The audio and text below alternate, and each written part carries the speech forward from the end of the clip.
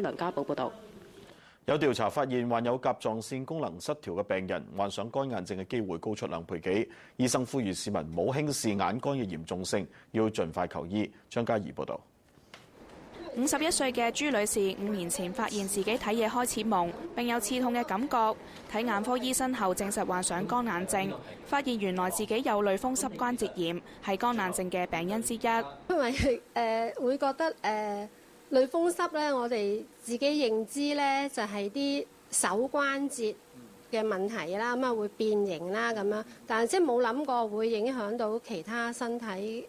第二啲方面嘅嘢咁樣咯。香港眼科醫學院同埋香港眼科學會今年5月到9月訪問咗近1000名眼科病人，發現近半數嘅病人患有乾眼症，又發現甲狀腺功能失調嘅病人患上乾眼症嘅機會比一般人高2倍有多，證明患上乾眼症可以知道自己身體仲有咩毛病，俾市民及早求醫。其實我哋話乾眼去到一個比較嚴重嘅地步呢，佢係可以乾到咧成日飆眼水嘅。嗰個比喻咧就好似即係你去到沙漠咧，天氣好乾燥咧，你係隻眼乾得滯，所以就流晒眼水咁樣解。咁好多病人就即係聽醫生講啊，你乾眼喎，咁但係個病人就問我明明係好多眼水飆出嚟喎，點解係乾眼啊？醫生咁樣，正正就係我哋話乾到好厲害嘅時候咧，就會有出現一個咁嘅我哋話個反射作用啊咁樣。